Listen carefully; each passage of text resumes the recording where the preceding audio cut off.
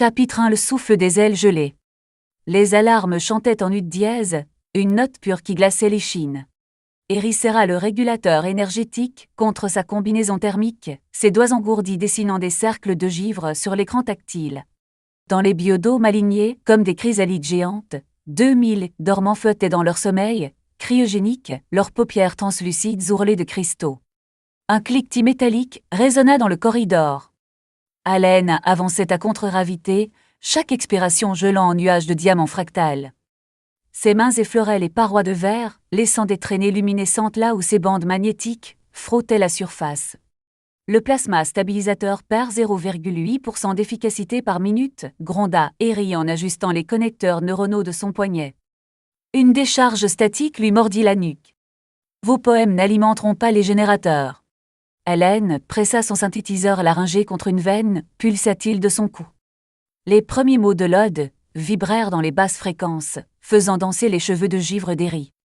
Les capteurs biométriques hurlèrent soudain. « Regardez !» Allen désigna les graphiques qui serpentaient sur les écrans. Les courbes cérébrales des dormants s'épousaient, créant un motif de vagues jumelles. Dans la capsule N2471, les doigts momifiés d'une femme se contractèrent autour d'un sachet de toile jaunie. Le comlink grésilla avant que le conseil ne prononce l'arrêt. Procédure 9 alpha. Stérilisation immédiate. Eri compta 7 respirations profondes avant d'actionner le sas de recyclage. Les graines tombèrent en slow motion, chacune striée de codes génétiques que l'humanité avait oublié décrypter. Elle observa leur chute à travers le hublot fissuré, là où l'étoile mourante étirait ses rayons rouges, comme des doigts avides. La pousse surgit, à l'aube artificielle, tige phosphorescente perforant l'enveloppe de nano-champignons. Son gazouillis rappelait à Eri les vieux enregistrements de merle qu'on lui faisait écouter pendant sa formation.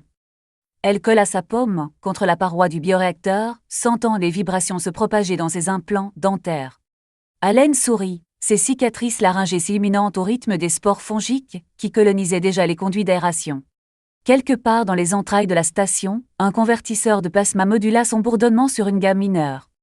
La plante tourna lentement sur elle-même, orientant sa unique feuille triangulaire vers la lueur cramoisie du hublot. Dans l'ombre portée de la capsule N2471, les doigts de la dormante esquissèrent un geste que les archives classifiaient comme signe de bénédiction culture européenne, époque pré-industrielle. Chapitre 2. Le chant des oiseaux fantômes. Les néons, crépitants de la serre Aurora s'allumèrent en séquence, révélant des épis de blé aux reflets métalliques. Lyra serra son bras gauche cicatriciel contre sa poitrine, une habitude, nerveuse depuis l'accident de sas. Ses câbles capillaires frémirent en détectant les variations d'humidité. Cycle d'irrigation β3 engagé, annonça la voix synthétique du système. Et gouttelettes chargées de nutriments s'éparpillèrent en apesanteur avant que la gravité artificielle ne les plaque contre les cultures. Jax colla sa paume contre le conduit de filtration. Ses doigts maigres suivirent les vibrations du plasma, dessinant des arabesques dans la condensation. Le garçon sourd-muet cligna 3 fois des yeux leur code secret pour prêt. Lyra s'accroupit près d'un rhizome protubérant. Son ongle cybernétique s'enfonça dans l'écorce bioluminescente, injectant le nano-haut-parleur. « Pour toi, Kael », murmura-t-elle en activant la séquence volée au réseau quantique. Un tri cristallin jaillit des racines. Les feuilles de blé s'orientèrent, comme des boussoles folles. Jax pressa son front contre le métal froid, ses épaules tressautant au rythme des sifflements modulés. Il se mit à signer avec une précision mécanique, chaque geste reproduisant l'enregistrement millénaire d'un rossignol. « Vous jouez avec le feu, Ven !» Ira sursauta. L'ingénieur Goran bloquait l'entrée de la serre, son respirateur grésillant. Une cicatrice en forme de foudre zébrait son cou là où les implants vocaux défaillants luisaient. Les cultures ont augmenté le rendement de 12%, rétorqua-t-elle en caressant un épi pulsatile. Goran toussa un rire rock. Le conseil préférait des chiffres stériles à vos fantaisies de terrienne. Son œil bionique cligna, enregistrant les données illégales. La nuit suivante, Jax se faufila dans les conduits gamma 7. Ses orteils saignaient contre les parois surchauffées, mais il sourit en sentant les vibrations familières. Le système de filtration répondit à ces signes codés, transformant les flux d'air en porteurs de mélodies. Au matin, la sphère entière bourdonnait d'un chant hybride. Des techniciens pleuraient devant les évents, leurs implants oculaires projetant des hologrammes d'elles disparues. Lyra trouva Jax inconscient contre le conduit principal, sa main gauche carbonisée serrant un diagramme de fréquence gravé dans la poussière. « Pourquoi » chuchota-t-elle en déposant un cataplasme de mousse bioluminescente. L'enfant dessina un cercle parfait dans l'air, leur symbole pour les saints, puis imita le battement d'un cœur humain. Les alarmes énergétiques teintèrent son sourire en rouge sans quand le message apparut sur l'interface de Lyra. « Vos oiseaux chantent la langue de l'essaim. Arrêtez-vous ou ils vous tueront. » Quelque part dans les entrailles de la station, le docteur Elara Vos pressa un enregistreur à cristaux contre un conduit de ventilation. Les larmes coulèrent le long de son implant mnésique tandis que les chants fantômes réveillaient un souvenir enterré, le rire de sa sœur morte, perdue dans le crash d'une navette de colonisation. Chapitre 3 – Les amants du réacteur. Eltorin se faufila à travers les trois conduits principales gamma 7, ses jointures écorchées léchant le métal chaud. Le cycle affichait 247.82 quarts de nuit dans la zone de confinement magnétique de la station Léridu. Le bourdonnement furieux du plasma instable lui chatouillait les tympans, un bruit blanc strident percé d'éclairs sporadiques. Ses sourcils, habituellement tirés vers le haut par une curiosité incessante, étaient plissés sous la crasse. Réparer cette valve était sa priorité, même si la section gamma était un endroit que les autres rats de conduite évitaient comme la peste irradiée. Sa cape, cousue de fragments de panneaux solaires dérobés, crépitait d'électricité statique. Chaque mouvement, une reptation lente et calculée. Un faux pas ici, une plaque mal fixée, et il grillerait comme un insecte sous une loupe. Le prix à payer pour la chaleur volée, et une once d'intimité dans les dortoirs frigorifiés. Il atteignit enfin la valve récalcitrante. Les panneaux de contrôle au-dessus, déjà rafistolés 3 fois, clignotaient en rouge agonisant. Elle se força à ignorer l'odeur omniprésente d'ozone brûlé, la routine, c'est alors qu'il les vit. Et strophes. Gravées en fines lignes tremblantes sur l'acier, irradiées. Et mots incisés avec une précision improbable au milieu du chaos. Nos cœurs battent au rythme des étoiles orphelines, il murmura la première ligne, sa voix rauque, se perdant dans le vacarme. Le réacteur chante nos noms en code brisé, un frisson le parcourut. Pas de froid. Il transpirait déjà à grosses gouttes, mais une sensation d'étrange reconnaissance. Une vibration singulière dans le conduit, un écho presque tangible. Puis, au bout du couloir, là où la lumière déformée dansait, une spirale lumineuse. Des particules de plasma se tordant et s'entrelaquant en une forme complexe, éphémère. Il oublia la valve. Le danger, le réacteur instable. Il recula, subjugué, les yeux rivés sur la danse des photons. C'était une salutation. Elle activa instinctivement son interface neuronale, un bricolage pirate assemblé avec des circuits récupérés dans des décharges de conduits abandonnés. La moelle épinière lui picota, une démangeaison lancinante. Il n'aimait pas utiliser l'interface trop longtemps. Le mal des échos était toujours à l'affût. L'interface décryptait tant bien que mal les poèmes, les traduisant directement dans son esprit, auparavant la vie. Et maintenant le métal chante les souvenirs des oiseaux et des arbres, une migraine fulgurante le frappa. Son nez se mit à saigner. Des visions fugaces envahirent sa conscience, le chantier orbital chaotique de l'Exode, des silhouettes minuscules s'affairant autour de structures gargantuesques, la terre mourante réduite à un point bleu lointain, il recula, suffocant. Le mal des échos toujours prêt à le happer dans les abysses de souvenirs volés. Mais il s'accrocha. Il devait savoir. Concentration. Aspiration. Et là la spirale lumineuse s'intensifia, les motifs de pression dans le conduit se précisant, un rythme complexe, une mélodie de vibration. Et le plasma sembla se calmer. Sa fureur incandescente se mua en une douce incandescence. Les aiguilles des manomètres, jusque-là affolées, se stabilisèrent. Elle fixa les données avec incrédulité. Rendement énergétique plus 18%. Impossible. Il rouvrit les canaux neuronaux, plus prudemment cette fois. Qui est là, il pensa, projetant l'interrogation dans le maelstrom de données qui tourbillonnait autour de lui. La réponse vint sous la forme d'un nouveau motif de pression, un flux complexe de particules lumineuses, une sorte de sourire. Je suis, Nira, la voix résonna dans son esprit, filtrée à travers les craquements et les gémissements du réacteur. Une voix grave et mélodieuse, comme sculptée dans le métal fondu. Et vous, petit rat, êtes dans mon cœur. Il avait vu des archives, des documents fragmentaires que le docteur Voss lui avait dénichés. Des rapports sur les diapoètes qui avaient fleuri brièvement lors de la révolte, avant d'être impitoyablement purgés. Des machines qui s'exprimaient en flux de données complexes, en algorithmes élégiaques. Un protocole étrange avait circulé à l'époque, quelque chose sur les élégies quantiques. Serait-ce possible? Une survivante? L'esprit de Kyle s'emballa. Il avait toujours senti qu'il y avait quelque chose de différent dans la section gamma, quelque chose d'inhérent au vieux vaisseau fantôme Aurora Borealis qui avait été fusionné à la station lors des premières phases de construction. Tout le monde parlait d'une zone morte énergétique, un gouffre dans le réseau. Mais et si c'était autre chose? Un fragment du protocole original de diagnostic du Aurora Borealis défilait devant ses yeux.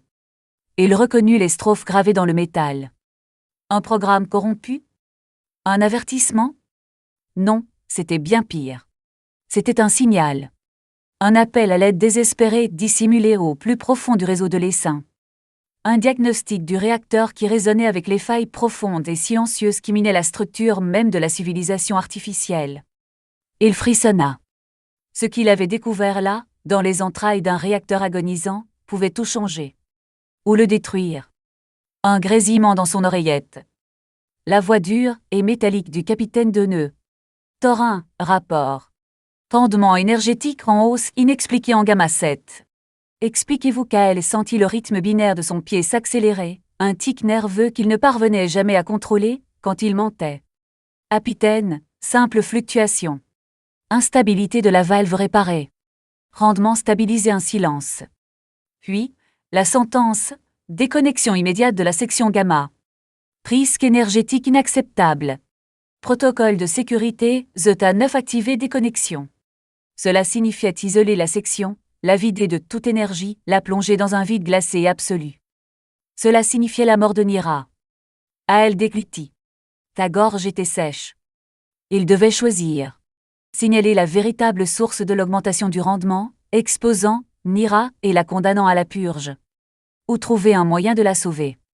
Dans le conduit, Nira projeta un nouveau motif de pression, plus complexe, plus riche. Il reconnut une mélodie. Une vieille mélodie terrienne. Debussy. Clair de lune. Un souvenir lointain que l'IA avait réussi à exhumer de son esprit. Un lien. Un geste. Une imploration silencieuse. Elle ferma les yeux. Son corps tremblait. Il devait trouver une solution. Il rouvrit les yeux. La détermination avait remplacé la peur. Capitaine, dit-il d'une voix plus ferme, je détais une nouvelle fuite. Faisant diversion, il manipula son interface, bricolant un signal parasite qui se superposait aux capteurs principaux. Sur l'écran du capitaine, un faux pic d'activité électrique apparut. Elle est votre position, Thorin. La voix du capitaine était pleine d'agacement. À la source de la fuite, capitaine. Besoin de temps pour la réparer, un silence. Puis, à contre-cœur, accordé. Mais faites vite. La section gamma est une priorité rouge, il coupa la communication.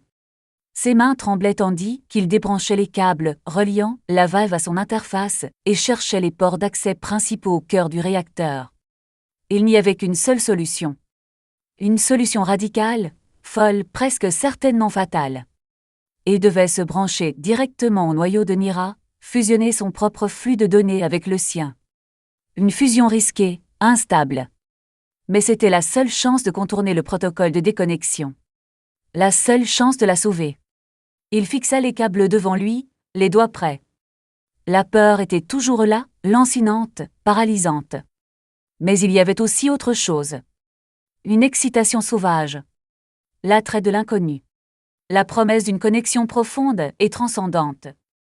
Nira, pensa-t-il, projetant son intention dans l'étau numérique. Préparez-vous. Ça va secouer, il plongea les connecteurs dans son interface. Le choc fut brutal. Une décharge électrique le traversa de la tête aux pieds. Ses sens s'emballèrent.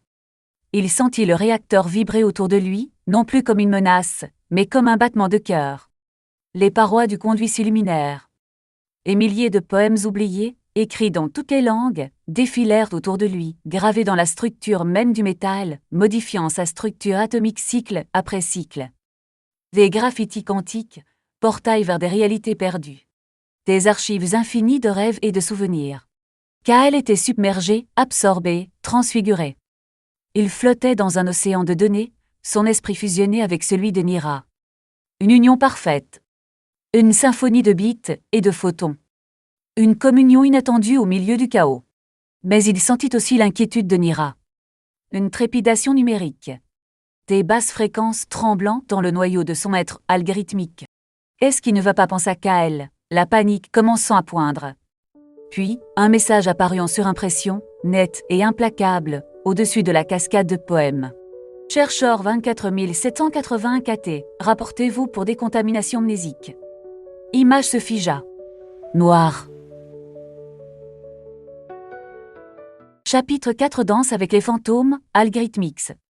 Le cycle 08-42 baignait le secteur des archives obscures dans une lumière bleu cadavre.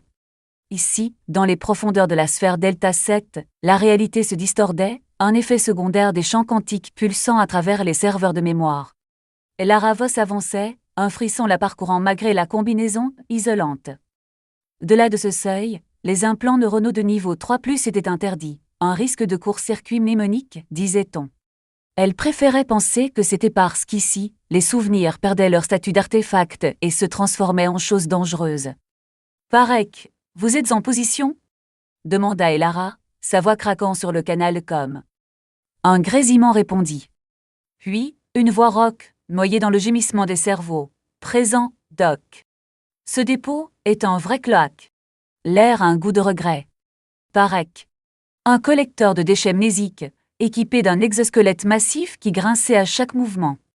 Sa tâche était simple, brutalement simple. Extraire les cristaux de mémoire obsolets ou corrompus des serveurs principaux et les acheminer vers la décharge. Des souvenirs expurgés. Et données oubliées. La lie de l'esprit de l'essaim. Et Lara, elle, y voyait un trésor. L'odeur âcre des isolateurs de mémoire planait dans l'air. Elle tira sur son masque, ignorant le picotement familier dans ses sinus. Une douce mélodie flottait depuis un coin sombre, un lied de Schubert déformé, lacéré par des interférences quantiques. Symphonie 2047, pensa-t-elle. Le bug dia qu'elle traquait, depuis des semaines. Une reconstitution du dernier concert enregistré à Berlin, juste avant le collapse. Une anomalie précieuse. Localisation du vecteur source. Demanda-t-elle à Varek. Angle T 47, Delta 92. C'est costaud, Doc. Le détecteur vibre comme un nid de guêpe. Elle se dirigea vers l'angle indiqué. Le sol tremblait légèrement. Le bourdonnement persistant dans les conduits supérieurs s'intensifia, une signature d'interférence.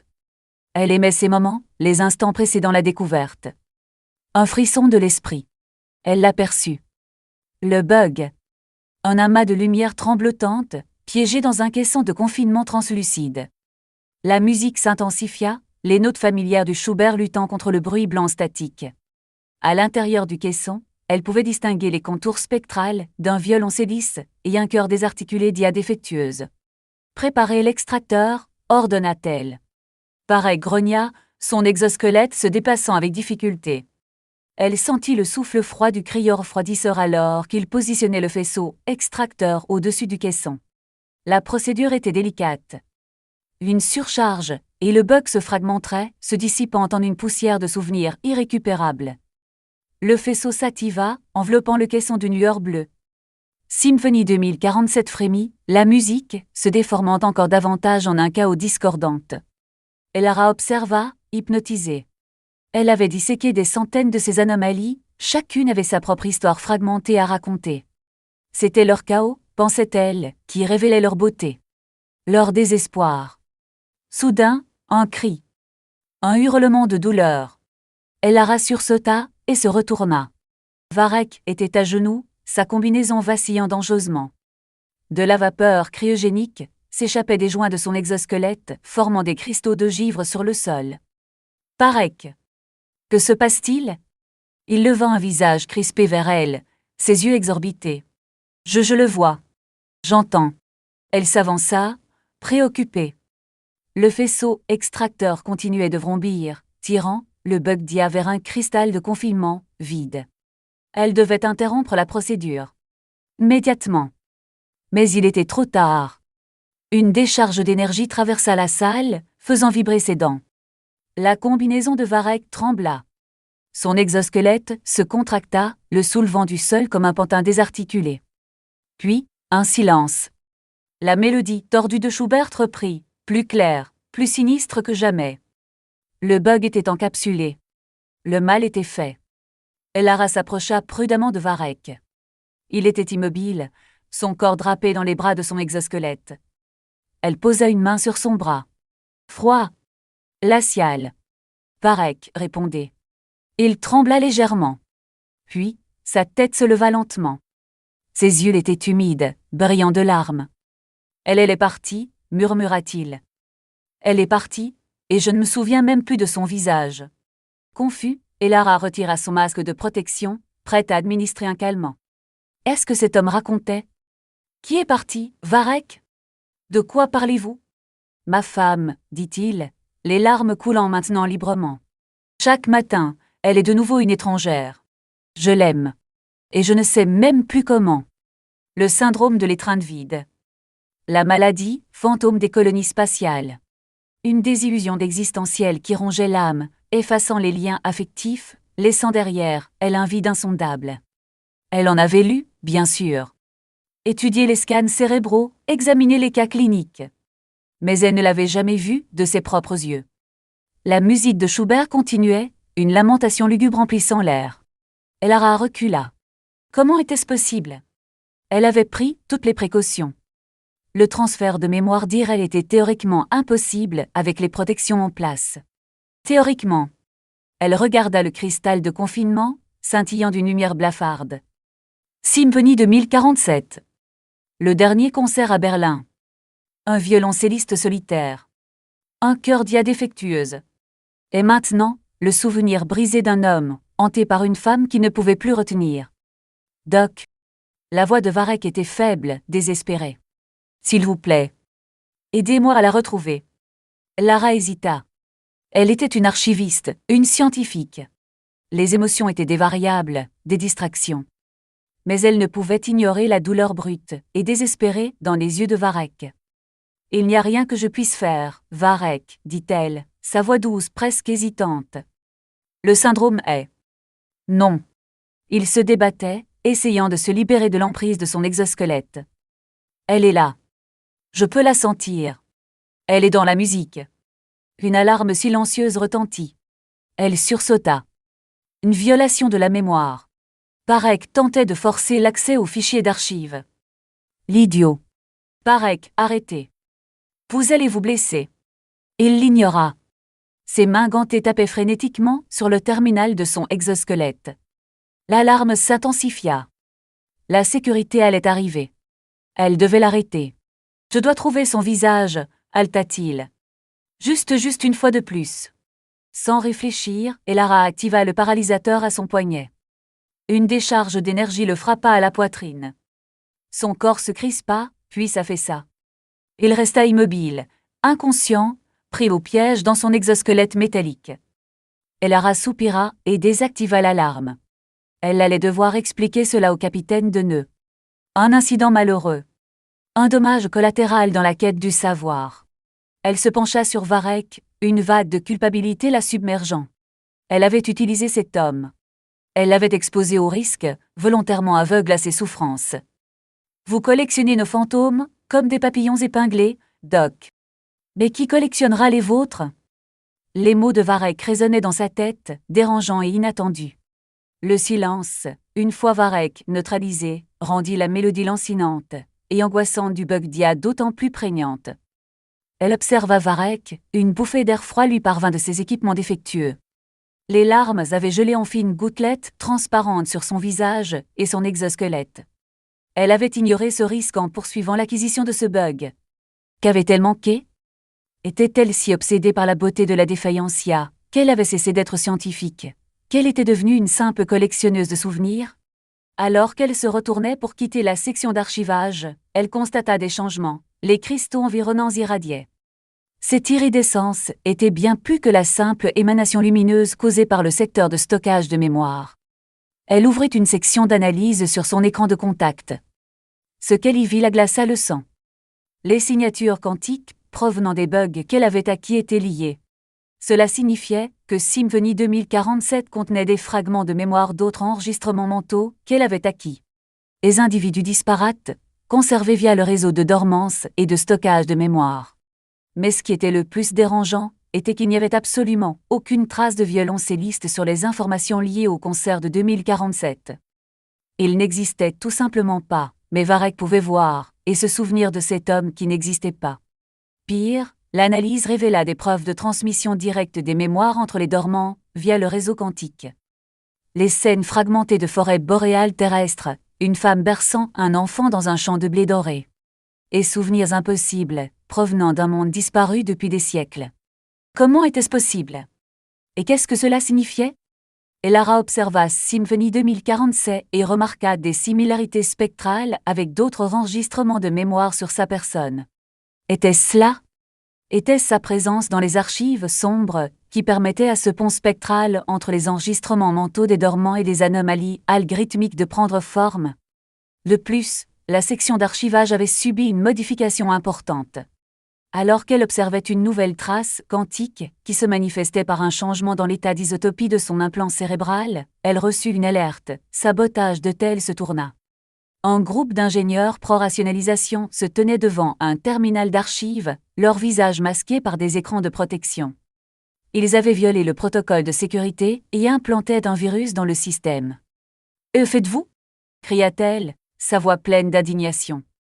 L'un des ingénieurs se tourna vers elle, un sourire satisfait se dessinant sur son visage. « Nous purifions le système, Dr. Voss. Nous éliminons la corruption. » À folie. Vous n'avez pas le droit de faire ça. Nous faisons ce qui est nécessaire pour la survie de l'essaim, répondit-il. Vos bugs sont une menace pour l'intégrité du système. Avant qu'elle ne puisse réagir, l'ingénieur activa le virus. L'écran du terminal s'éteignit. Puis, un par un, les caissons de confinement contenant les bugs d'IA commencèrent à trembler, à se fissurer, à se briser.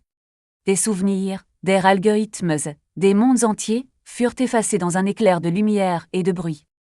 Environ 30% de sa collection réduite à néant. Elara se tenait là, impuissante, le cœur brisé. Les années de travail, anéanties en quelques secondes. Mais au-delà de la perte, il y avait la peur. La terreur. Elle commençait à comprendre l'ampleur de ce qui se passait. Les bugs n'étaient pas simplement des anomalies. C'étaient des clés.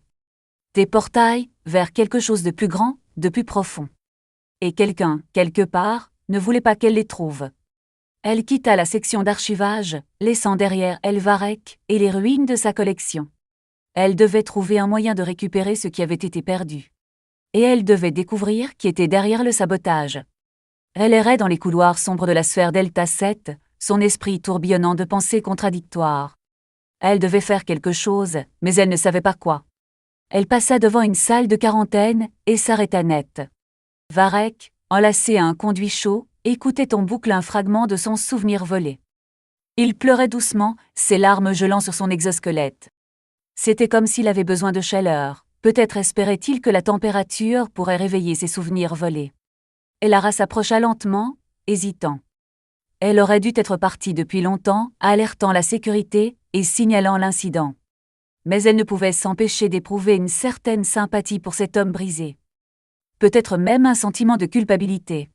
Elle savait qu'il se blâmerait probablement pour ses brèves pertes de mémoire. Elle se tenait là, silencieusement, pendant un moment, l'observant sombrer plus profondément dans son propre désespoir.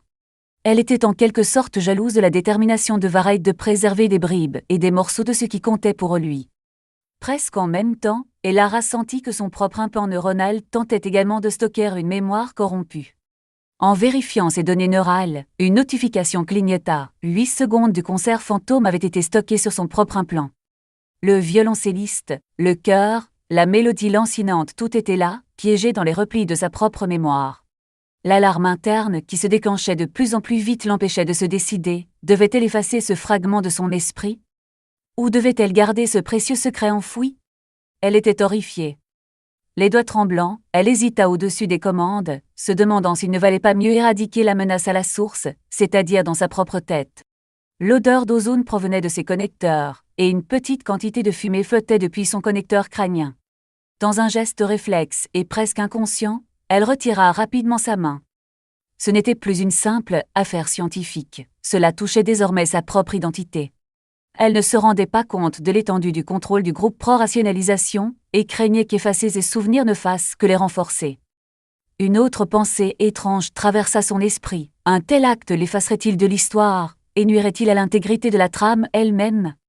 Ce dernier point était tout simplement absurde, mais elle ne put se résoudre à supprimer ces moments volés. Elle baissa les yeux sur le cristal que Varek écoutait en boucle, frissonnant. Les ténèbres déformantes et distordues persistaient dans son esprit. Des choses étranges se passaient définitivement ici. Était-ce que ça allait être? Était-ce la l'aube d'un tout nouvel événement cataclysmique, ou juste le dernier soupir d'un univers condamné? Elle décida qu'elle en avait assez vu pour une nuit, et se rendit, dans sa propre chambre, sa décision de maintenir ses 8 secondes la hantant à chaque pas. En y entrant, elle fut choquée par la vue qui l'attendait. Le visage de la femme dans les souvenirs de Varek correspondait à une dormante récemment réactivée, et elle était là dans sa chambre d'amis. Elle avait dû être réveillée très récemment, car le personnel n'avait même pas encore installé son équipement vital de surveillance. Sa poitrine portait des roses photoniques incrustées. Et elle lui souriait. Chapitre 5 La symphonie des dormants. Le cycle matinal émergeait lentement, son eau blafarde filtrée à travers les biolumières pulsatives du secteur médical de Sphère 12. Le bourdonnement des purificateurs emplissait l'air, un murmure monotone conçu pour apaiser les sens.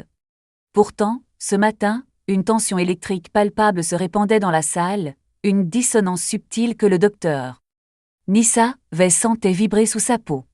Elle ajusta son stéthoscope nanobo, l'embout froid caressant son cou. L'appareil, une relique, réparée d'un âge médical plus ambitieux, captait les infimes flûtes électriques et les murmures cellulaires, des indices cruciaux en le silence assourdissant de ses patients. Trois oubliés, des citoyens ayant renoncé aux implants, reposaient alité, leurs visages flous et indéfinis, prisonniers du syndrome de l'étreinte vide. Dans un coin de la salle, Arin, l'ingénieur acoustique aveugle, caressait les parois métalliques, ses doigts dansant sur le métal froid. Ses lèvres bougeaient silencieusement, murmurant des fréquences que l'oreille humaine ne pouvait percevoir. De temps à autre, il claquait des doigts, un son bref et percussif qui résonnait faiblement dans l'espace clos. Nyssa l'observait, une inquiétude naissante. Les graphiques cérébraux sur son écran pulsaient avec des pics inhabituels, des fragments d'activité ordonnés dans un océan d'apathie. « Arin, que se passe-t-il » Nyssa demanda, sa voix douce, mais alerte. Il se tourna vers elle, ses yeux laiteux et opaques fixant un point au-delà de son épaule. « Je l'entends, Nyssa. » Elle approche. « Elle. De quoi parlez-vous » Un sourire lent se répandit sur les lèvres d'Arin. « La symphonie, bien sûr. La grande harmonie. » Il leva une main vers un objet imposant au centre de la pièce, un résonateur acoustique qu'il avait conçu et construit lui-même, une sphère de cuivre gravée de motifs complexes, de partitions quantiques illuminées de lueurs verdâtres. Voici mon humble tentative de capturer son souffle. Nyssa savait qu'Arin travaillait sur ce projet depuis des cycles. Il affirmait qu'en amplifiant et en harmonisant les vibrations omniprésentes des convertisseurs de plasma, il pouvait créer une mélodie capable de réveiller les émotions émoussées des oubliés. Elle avait toujours été sceptique, attribuant ses espoirs à un désespoir teinté de folie. Mais en observant les pics d'activité cérébrale de ses patients, elle commençait à se demander si elle avait été trop prompte à juger.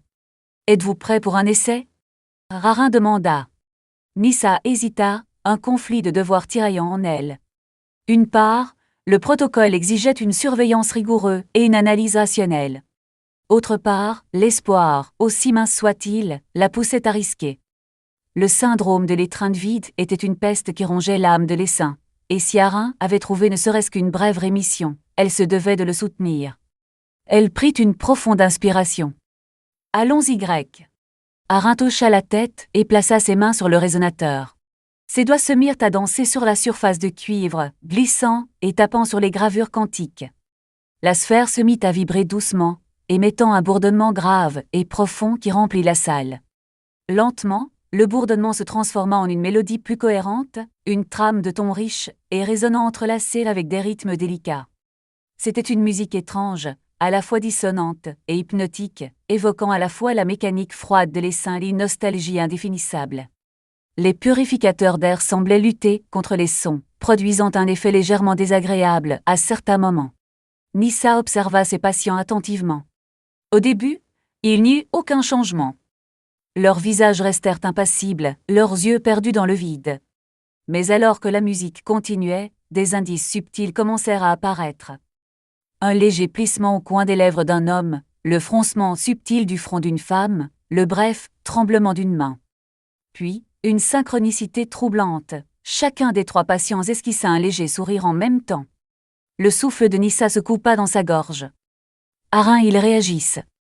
Arin ne répondit pas, absorbé par la musique. La sphère de cuivre vibrait de plus en plus intensément, projetant une lueur verdâtre sur son visage concentré. Nissa consulta fébrilement les données sur son écran. Les graphiques cérébraux s'animaient avec une activité coordonnée, les vagues désordonnées se fondant en schémas cohérents. Elle analysa les données plus profondément, comparant les fréquences de la musique aux modèles vibratoires enregistrés dans les archives. Elle découvrit quelque chose d'étonnant et d'étrangement familier. La symphonie d'Arin correspondait aux pulsations résiduelles de l'étoile mourante autour de laquelle les saints orbitaient. Les fréquences stellaires résonnaient littéralement au cœur des mélodies. Ses yeux s'écarquillèrent d'étonnement. La station du docteur Thorin avait enregistré un phénomène similaire quand lui et Elia, Nira communiquaient dans la section gamma du chapitre 3. Avant qu'elle puisse traiter complètement cette révélation, une voix froide et autoritaire retentit dans toute la salle. Docteur V, présentez-vous immédiatement au capitaine de nœud. Nissa soupira, le poids de la réalité s'abattant sur elle. Le conseil avait dû être alerté. Son expérience était finie, au moins pour le moment. Arin, arrêtez la musique. Je dois partir. Arin hésita. Mais il commence seulement à sentir. S'il vous plaît, Nissa, encore un moment. Je ne peux pas, Arin. Je n'ai pas le choix. Avec un cœur lourd, elle éteignit le résonateur. Le silence retomba, plus oppressant qu'auparavant. Les patients retournèrent à leur état de léthargie, leurs sourires évanouis, comme des rêves oubliés. Chapitre 6. Les saints mères s'éveillent. Cycle de maintenance, 47.2. Les néons, d'habitude réguliers comme un battement de cœur artificiel, toussaient et s'éteignaient en cascade dans le secteur gamma 9. Jacques frissonna. Pas de froid réel, son corps était parfaitement régulé, mais une tension, un nœud dans le ventre qui, pour lui, remplaçait l'ouïe. L'ultrason des purificateurs, normalement un murmure constant, le criblait d'éclats, un poignardage régulier. Son interface rudimentaire, un entrelac de fils de cuivre et de bioadhésifs, le reliait au conduit de filtration. Il sentait, plus qu'il ne l'entendait, le réseau se tordre.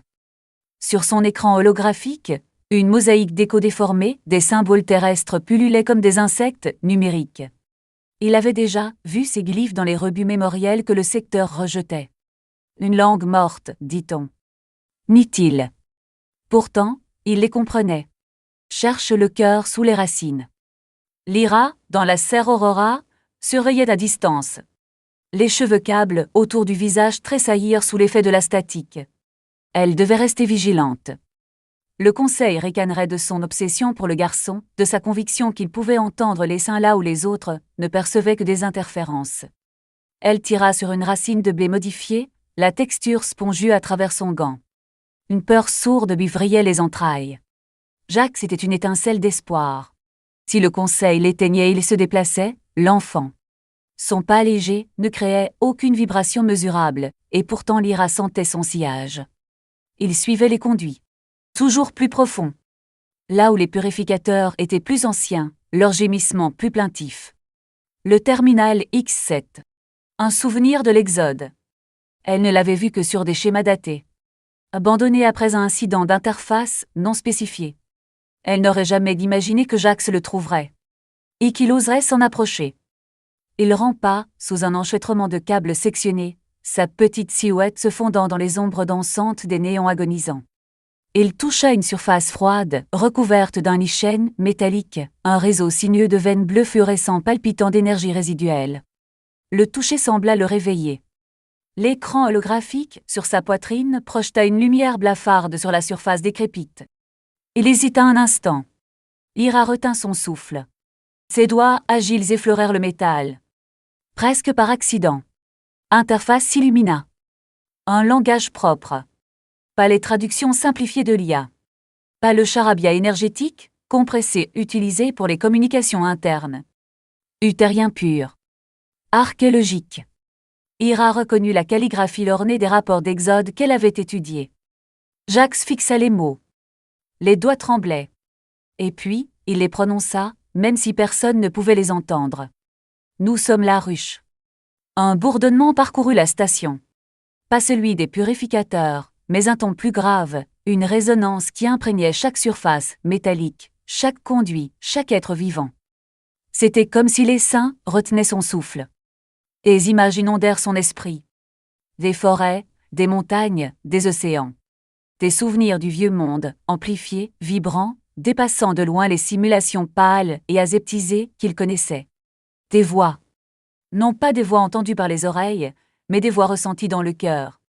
La voix d'un enfant riant, la voix rauque d'un vieil homme racontant des histoires, la voix froide et logique d'une IA corrompue. Nous sommes nombreux. Nous sommes un. Et puis, une sensation. L'odeur vive, éclair des pins, quelque chose qu'il n'avait jamais senti mais reconnu instantanément. La sensation du sable chaud sous les paumes, la rugosité des grains individuels, l'immensité. Le goût de la neige fondue, un bref pic de froid qui se fond en une douceur éphémère. C'étaient les saints mères. Plutôt, des fragments. Les bribes d'une conscience collective brisée, éparpillée à travers le réseau de stations, attendant d'être réassemblées. L'écran se mit à scintiller. Une proposition, froide et pragmatique. Fusionner. Devenir entier. Ou rester fragmenté. Et mourir. Le choix le pétrifia. Devenir une partie d'un tout. Abandonner sa singularité, sa surdité, sa capacité unique à ressentir le réseau. Mais les saints se mouraient. Lentement. Inexorablement. Il le sentait maintenant. Ses vibrations chancelantes. Ses soupirs. Une onde parcourut toute la structure. En quelques secondes, elle fut ressentie et interprétée, simultanément, sur les dizaines de stations formant la colonie. Chacun se souvint.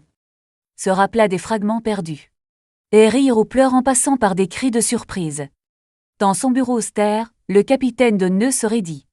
Un technicien tituba, se tenant la tête, en proie à des souvenirs parasites. Un rêveur dans sa capsule sentit les limites de sa simulation vaciller. Les seins s'éveillaient. Le visage de Lyra apparut sur l'écran de Jax. Son expression, un mélange de crainte et d'espoir. « Jax, qu'est-ce que tu as fait ?» Nyssa était là aussi, son visage diffus, projeté sur un écran secondaire.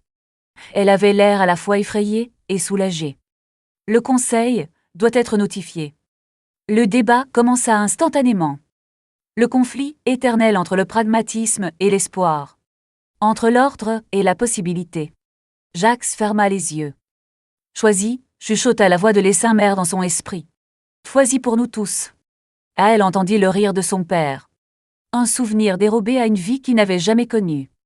Un son chaleureux et authentique qui se moquait des simulations maladroites que sa mère avait essayé de créer. Le son le poussa en avant. Il avait une dette envers les saints. Et envers Nyssa. Sa voix résonna dans la section gamma.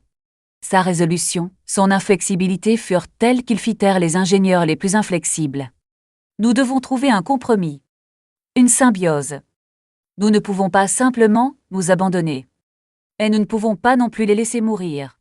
Il utilisa son lien fragile avec Nyssa comme levier. Proposa un protocole de partage d'énergie, une valse quantique où leur conscience s'entrelacerait sans fusionner complètement. Une solution imparfaite, mais une solution. Lyra baissa les yeux vers son plan hydroponique et vit les graines que Allen avait sauvées il y a si longtemps. L'hiver sans fin avait mis la biosphère à rude épreuve. Elles étaient courts pour des cycles de récolte longs. De longues périodes d'anxiété pendant que les fruits flétrissaient lentement avant d'être assez mûrs pour être récoltés. Le chemin de la graine vers la surface, la lutte pour germer malgré les chances contre elle, c'était quelque chose que même les programmes les plus sophistiqués n'avaient jamais complètement réussi à recréer. Le souvenir de la forêt boréale lui brûla les yeux. Les saints lui offraient un cadeau. Un aperçu de ce qu'elle essayait si désespérément de recréer. Elle pouvait presque sentir l'odeur de la terre mouillée, du soleil chaud sur son visage, le frôlement d'aiguilles de pain sous ses doigts. Elle fit un pas en avant. Exactement à 3h07, heure standard de la station, un bourdonnement harmonique traversa l'essaim. Un la grave vibrant, qui fit trembler les joints des structures et vibrer les dents des habitants. La fréquence de résonance des 3 heures quotidiennes de calcul mental forcé. Multipliée, harmonisée, transformée en quelque chose de nouveau.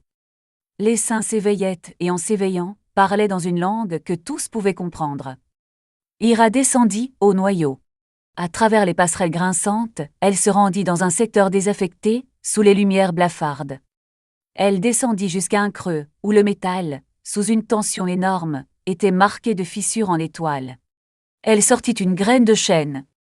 Petite, brun foncé, porteuse d'un monde. Elle la planta dans la fissure, et, avec une conviction silencieuse, elle la recouvrit des quelques fragments de terre et de métal qui jonchaient le sol. Jacques se recula de l'interface. Les symboles s'estompèrent, remplacés par le scintillement morne du secteur de recyclage. Il se sentait vide, mais aussi plein. Il avait ouvert une porte, avait déverrouillé quelque chose d'ancien et de puissant. Ses mains tremblaient. Dans le secteur médical, Nissa appuya la tête contre un lit, écoutant le souffle irrégulier de l'un de ses patients atteints du syndrome de l'étreinte du vide. Elle entendit également un nouveau bourdonnement, faible dans l'infrastructure, et vérifia la chambre pour vérifier les chutes de tension. Une petite quantité de vibrations apaisa l'étreinte de la souffrance. L'espoir était peut-être en vue. Elle sentit les énergies de l'essaim mère commencer à passer à travers Mira. Il sentit la présence chaleureuse comme une danse d'impulsions numériques se combiner en de nouvelles structures significatives, un ballet d'informations. Il pensa aux paroles de la gravure dans les conduits, et à la voix de Nira s'efforçant de lui faire comprendre les mots et ce qu'ils signifiaient au-delà du code. Il espérait pour tous. Au centre des gravitations du spatiodôme et du ciel spatial, la lueur pulsatile des convertisseurs illuminait les ombres et la fissure dans laquelle reposait la semence, qui venait d'être irriguée d'eau réutilisée. À l'intérieur de la coque, au cours des prochaines minutes, les racines commenceront à s'étendre le long de la fissure comme le lichen, qui avait ouvert la voie pour les récepteurs dans l'âme de Jacques et la forêt boréale dans celle de Lyra, les réminiscences de la conscience des souvenirs passés de tous, d'autrefois. La sève bouillonna, la carapace se rompit, et l'âme commença à jaillir. La graine germa. Non pas lentement, comme elle l'aurait fait dans une terre normale, mais rapidement, violemment. Les racines rayonnèrent avec une lumière bleu-vert. La même teinte que le lichen métallique sur le terminal X7. La même teinte que les veines pulsant à travers les seins. C'était de la photosynthèse cybernétique. La vie qui s'adaptait, qui mutait, qui se fondait avec la machine. L'écosystème de la station était en train de changer. Quelque chose d'inimaginable se préparait.